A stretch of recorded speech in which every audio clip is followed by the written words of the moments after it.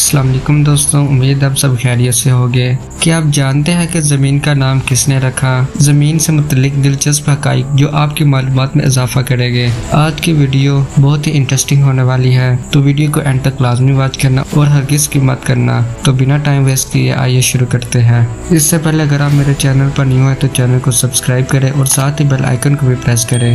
ہینا اپنے 5 سالہ بیٹے کو 14 اگست کی ایک سٹیج پرفارمنس کے لیے ملی نغمہ زمین کی گود رنگ سے امنگ سے بری رہے کی تیاری کروا رہی تھی کہ اس کے بیٹے نے ایک اچھوتا سوال پوچھا کہ ماما زمین کا نام کس نے رکھا۔ اب وہ سوچ میں پڑ گئی کہ کیا جواب دے۔ اس نے پہلے کبھی اس بارے میں سوچا ہی نہیں تھا، لیکن بیٹے کو تو مطمئن کرنا تھا۔ اس نے بیٹے کو جواب دیا کہ ابھی ہم تیاری کر لیں، کل میں آپ کو تفصیل سے جواب دوں گی۔ کیا آپ اس بارے میں کچھ جانتے ہیں؟ تو آئیے زمین کے بارے میں کچھ دلچسپ حقائق جانیں۔ آج کی ویڈیو میں میں آپ کو زمین کے بارے میں کچھ دلچسپ حقائق کے بارے میں آگاہ کروں گا۔ اردو میں زمین کا لفظ کلاسیکی فارسی زمین سے مستعار لیا گیا ہے۔ لفظ آرتھ اصل میں جرمن زبان سے لیا گیا ہے۔ زمین جسے پرتگالی میں ٹیرا، ترکی میں دنیا اور ڈچ میں آردے کہا جاتا ہے۔ اگرچہ اس نام کی مختلف زبانوں میں الگ الگ شکلیں ہیں، لیکن معنی یا مطلب کے حساب سے زمین یا مٹی ہی ہے۔ جدید انگریزی لفظ ارتھ کم سے کم 1000 سال پرانا ہے۔ یہ اینگلو سیکسن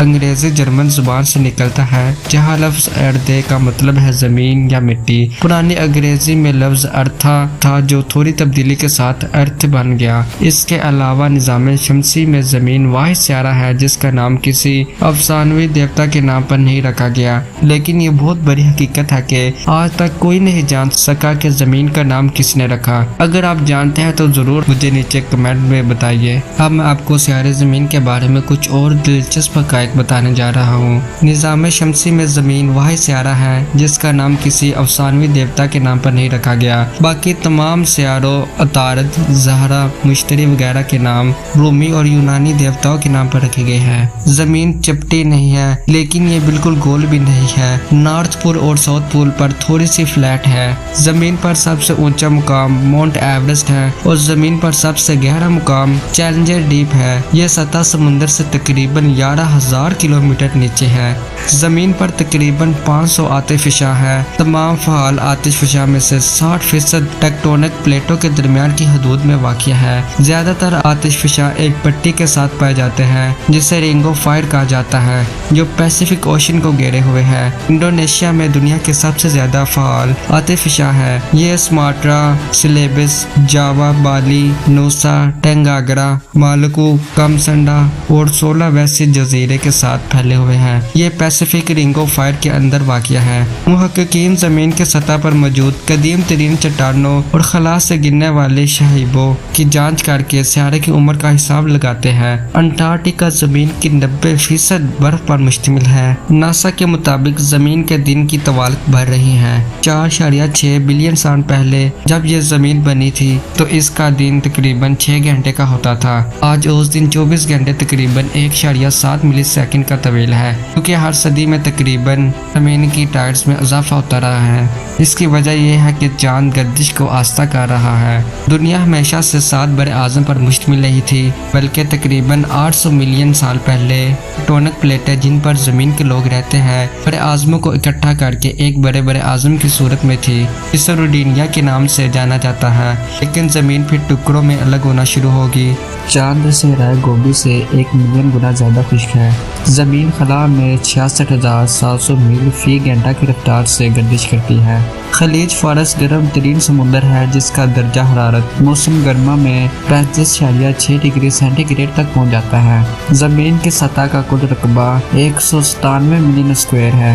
زمین پر موجود پانی کا صرف 3% حصہ تازہ اور قابل استعمال ہے، جبکہ 97% نمکین ہوتا ہے۔ 3% میں سے بھی 2% گلیشیئرز میں منجمد ہے۔ اس کا مطلب یہ ہے کہ 1% سے بھی کم تازہ پانی جھیلوں، دریاؤں اور زیر زمین پایا جاتا ہے۔